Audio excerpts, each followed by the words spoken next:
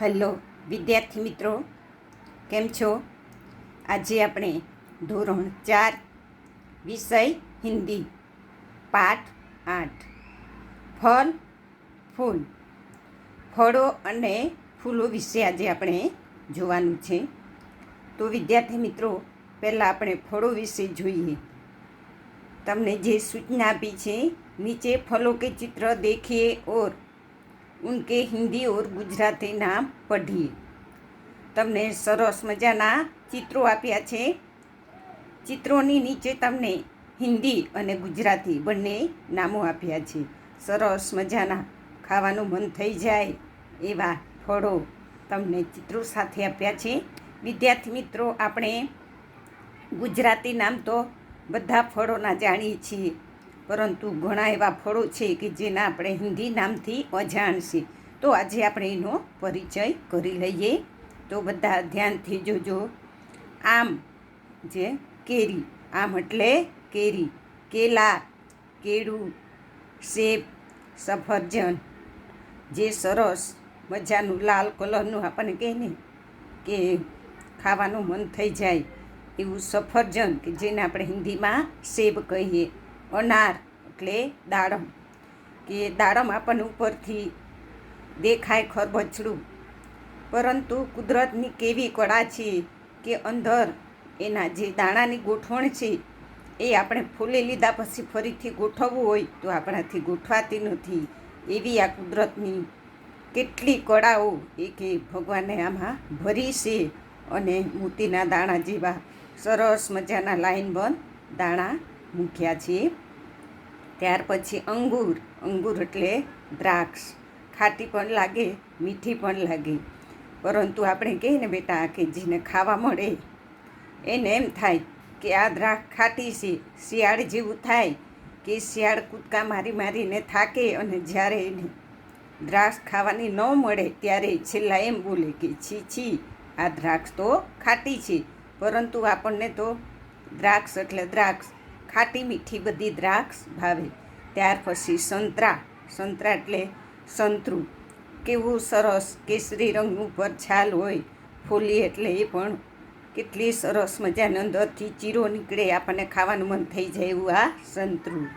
ત્યાર પછી મુસંબી, મુસંબી એટલે મોસંબી, અમૃત, જામફળ, ચીકુ, ચીકુ, ચીકુને આપણે જ્યુસ કરીને પણ પીએ છીએ. જામુન એટલે જાંબુ, આ ફળ આપણને ખાસ ચોમાસું બેસવા આવે ત્યારે જ આપણને જોવા મળે. આ બારે માસ ફળ આપણને જોવા મળતું નથી. પપીતા, પપીતા એટલે પપૈયું, કે જે આપણને બારે માસ ખાવા મળે, બારે માસ જોવા મળે. ત્યાર પછી તરબૂચ, તરબૂચ એટલે તરબૂચ, કે અંદરથી ઉપર આખું લીલું અને અંદર જોઈએ તો લાલ કલરનું, અને પાછા એમાં કાળા કલરના કેવા એના બી હોય છે.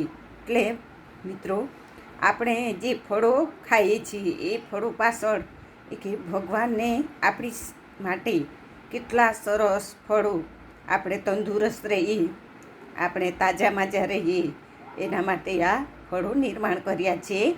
તો વિદ્યાર્થી મિત્રો, આ સરસ મજાના ફળોના જે આકારો છે એ બધા ફળોના આકારો દોરવાના છે, અને એની નીચે જેવી રીતે બોક્સ બનાવ્યા છે એવી રીતે બોક્સમાં ફળોના આકાર દોરવાના, અને નીચે હિન્દી અને ગુજરાતી બંને નામ પણ લખવાના છે.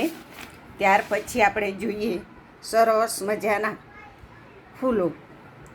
તો ફૂલોમાં આપણને આપ્યું છે ગુલાબ, કે ગુલાબનું ફૂલ ખીલ્યું હોય ને મિત્રો, એટલે આપણને તોડવાનું મન થઈ જાય એવું આ ગુલાબ.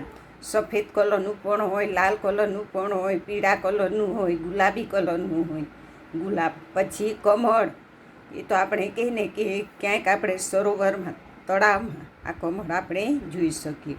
સૂર્યમુખી, સૂર્યમુખી એટલે કે આ સરસ મજાનું સૂરજમુખી, એ કે સૂરજ જે બાજુ એ કે ઉગ્યો હોય અને સરસ મજાનો એની સામે આ મોઢું ખીલાવીને ઊભું હોય, ને જેમ સૂરજ આથમતો જાય તેમ આ ફૂલ પણ પાછું નમી જાય, કેવું આ, એટલે તો એનું નામ આપ્યું છે સૂરજમુખી. ત્યાર પછી ગેંદા, ગેંદા એટલે ગલગોટો, ગલગોટાની પાંદડીઓ પણ નાની નાની નાની અને એક ઉપર કેવી એની ગોઠવણ છે, કુદરતે સાથેને ગોઠવીને કે મૂકી છે, કેટલું સરસ આ ગલગોટાનું ફૂલ. ત્યાર પછી આપણે કહીએ ને ગુડહલ એટલે જાસૂદને આપણે હિન્દીમાં કહીશું ગુડહલ. ત્યાર પછી મિત્રો સરસ મજાનું સુગંધીદાર મોગરા એટલે મોગરું. તો મિત્રો આ મોગરાનું ફૂલ પણ આપણને કહે ને કે જ્યાં ખીલ્યું હોય છોડ પર ત્યાંથી સુગંધ આવે તો આપણને ખબર પડી જાય કે મોગરાનું ફૂલ ખીલ્યું છે, અને એની સુગંધ તો ચારે તરફ કેટલા દૂર સુધી એ કે આવતી હોય છે. ત્યાર પછી મિત્રો તમને નીચે સ્વાધ્યાય આપ્યું છે. સ્વાધ્યાયમાં તમને કીધું છે કે નિમ્નલિખિત ફૂલો ઓર ફલો કે પાસ ઉસકે ગુજરાતી નામ લીખીએ. તો મિત્રો તમને અહીં હિન્દી નામ આપ્યા છે. આમ એટલે કેરી, તરબૂચ, જામુન તો જાંબુ, ચીકુ તો ચીકુ, ગુલાબ, કેલા કેળું, પપીતા પપૈયું, ગુડહલ જાસૂદ. ત્યાર પછી નીચે તમને પ્રશ્ન 2 આપ્યો છે. નિમ્નલિખિત ફૂલો ઓર ફલો કે પાસ ઉનકી હિન્દી નામ લીખીએ.